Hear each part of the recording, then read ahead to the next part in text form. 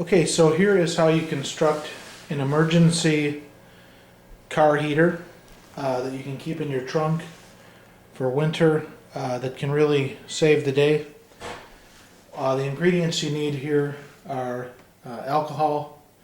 I've got 70% isopropyl alcohol, a roll of toilet paper, a paint can, a pint paint can that you can get from Home Depot or any of these home improvement centers.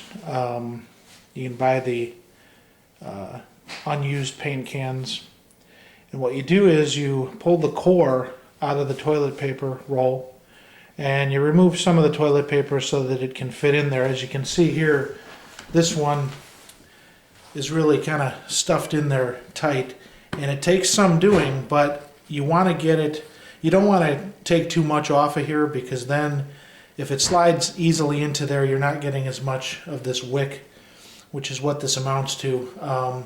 Plus, once it clears the lip, it'll go back a little bit. So it's going to be a little bit of a struggle to get that in there, but that's the only way to do it. I think it's going to give you a better result.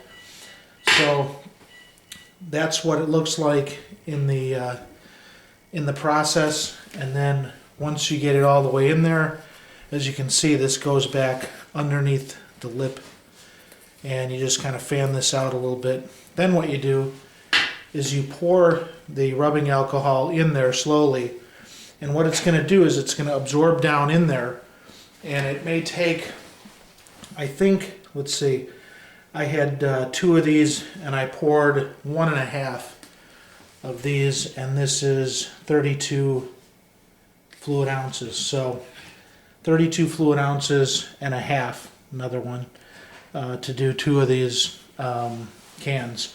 Then what you do is you take one of these can lifters that you can buy, a paint can lifter, and a lighter, and you tape it with duct tape onto the side of this. So this one's full, so now I'll demonstrate how this works. What you do, and let me focus in on this a little bit better and show you.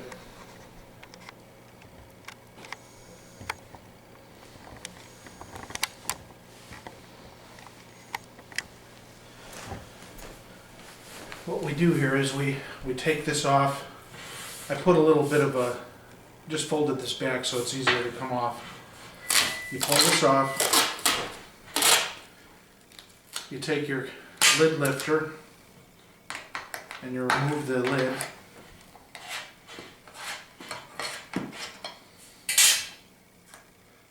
Now we've got the alcohol in there, and this is safe because we don't have to worry about it tipping over and spilling because of the toilet paper wick.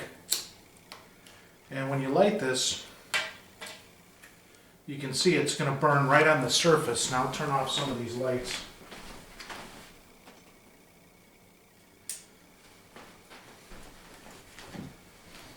And we tried this in the winter in a car, and it works pretty good. Depending on the car that you have, you know, you obviously don't want this flame going so high that it's going to start a fire in your vehicle, but you can regulate this by the amount of alcohol you put in there. And also, again, you don't have to worry about tipping this over, because if you tip it over, it's not going to come out of there because of the wick. And then when you want to shut this off, you just put the lid on there. It actually kind of sucks the lid down a little bit too. So